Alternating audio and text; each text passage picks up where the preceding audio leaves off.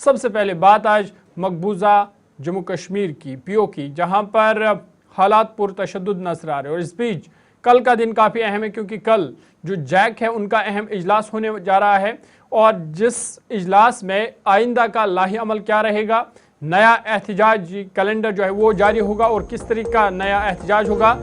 एहतजाज मार्च की तैयारी बड़े पैमाने पर जारी, और कल इस हवाले से बड़ा फैसला हो सकता है, क्योंकि कल 13 अगस्त को JAAC ने अहम इजलास तलब किया है।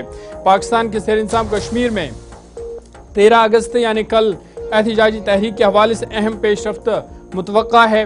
जम्मू कश्मीर जॉइंट अवामी एक्शन कमेटी यानी JAAC कल इजलास मुनक्कद करके एहतजाज का लाही अमल का फैसला करेगी। इस दौरान पाकिस्तान के सैर इंतज़ाम कश्मीर के मुख्तलिफ इलाकों में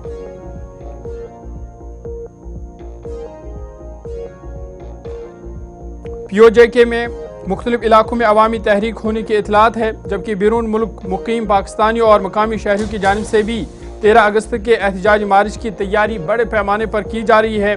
JAAC की जानिब से आइंदा मरहले के ऐलान के साथ एहतजाज तहरीक की सिमत मज़ीद वाज़ा होगी और उसमें मज़ीद शिद्दत लाई जाएगी, लेकिन कल इस हवाले से बड़ी पेशरफ्त हो सकती है। दरअसल इंतखाबात के 3 मुख्तलिफ मराहिल ख़त्म हो चुके हैं और इसके बाद नई हुकूमत जिम्मेदारी संभालने जा रही है, लेकिन जैक के जो मुतालबात हैं उन्हें नई असेंबली के अंदर उठाने का मुतालबा हुकूमत भी कर रही है या वज़ीर आज़म पाकिस्तान से कर रहे हैं। मगर POJK के अंदर जॉइंट जम्मू कश्मीर अवामी एक्शन कमेटी ने अब फैसला लिया है कि 13 तारीख से कल वसी पैमाने पर हड़ताल होगी, एहतजाजी मार्च किया जाएगा।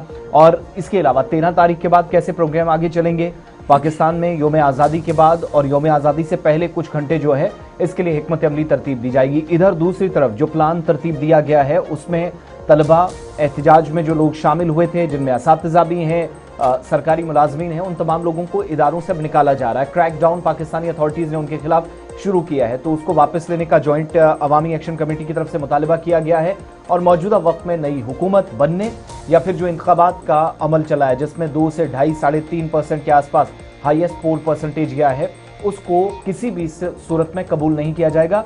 और 115 से ज़्यादा अफराद की जो हलाकतें फायरिंग में हुई हैं, पुरतशद्दुद वाक़यात में हुई हैं, इसकी जवाबदेही पाकिस्तानी फ़ौज तैयार करे। फिर एक ऑडियो वायरल हो रहा है जिसमें पाकिस्तानी फ़ौज ट्रैफिक एहलकारों को कह रहे हैं कि इस तरीके से नाकेबंदी लगाएं। एक मेजर जनरल हैं पाकिस्तान की जिनको POJK के अंदर फ्रंटियर कॉर्प्स को संभालने की जिम्मेदारी दी गई थी, वो ऑडियो वायरल होने के बाद जिसमें वो कह रहे हैं कि इन कश्मीरियों को इस तरीके से समझाइएगा, इनको बताइएगा ताकि इनको पता चले कि रियासत के खिलाफ क्या खड़ा होने का मतलब है।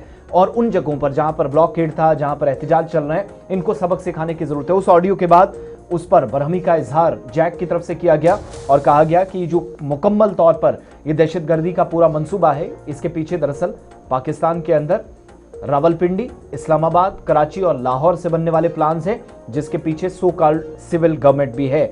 कल का यानी 13 तारीख का प्लान क्या है, जॉइंट अवामी एक्शन के कोर कमेटी के जो मेंबर्स हैं उनकी जरा बात आपको सुनाते हैं। वहाँ पे डिस्कस की गई, उसमें एक मेन चीज़ जो डिस्कस की गई वो 13 अगस्त जो है वो खास इसलिए है कि 13 अगस्त को 1948 को जो है वो एक करारदाद कश्मीर के हवाले से यूएनओ में भी पेश की गई थी। तो उसी हवाले से 13 अगस्त को मेन दिन डिक्लेयर करते हुए पूरे कश्मीर में ओवरसीज जितने हैं हमारे, वो भी हर जगह पे जो है वो अपना अपना एहतजाज रिकॉर्ड करवाएंगे। उसके अलावा 13 तारीख को ही एक्शन कमेटी जो है वो अपना अगला लाए अमल देगी, अपना अगली जो अनाउंसमेंट है वो स्ट्रॉन्ग जो अनाउंसमेंट है जिसका सबको वेट है वो इंशाल्लाह 13 तारीख को होगी एक्शन कमेटी की तरफ से। यहीं पे जो हमारा स्टेज है इसकी तरफ से, दूसरी तरफ से फोर्सेस की तरफ से जो जारियत है, जो एक सिलसिला है आवाम के अंदर खौफ व खराश फैलाने का, कभी यहाँ पे ड्रोन्स होते हैं, कभी जो है वो पूरी रात को कोई 9 बजे यहाँ पे फायरिंग का सिलसिला शुरू हुआ था और सुबह फजर के टाइम तक वो चलता रहा फोर्सेस की तरफ से।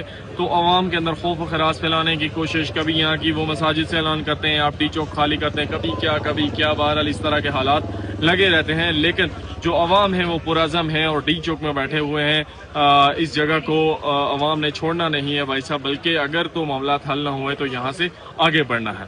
उसके अलावा आज जो इलेक्शन का एक सिलसिला है वो बाग वाली साइड पे, रेड़ा वाली साइड पे, हवेली वाली साइड पे वो चल रहा है। उसमें यह है कि मैक्सिमम जो अवाम है उसने उसको मुस्तरद कर दिया है और वो एक्शन जो इलेक्शन की ये कैंपेन है उसको जो आम आवाम है उसने मुस्तरद किया हुआ और उससे बाइकआउट किया हुआ है।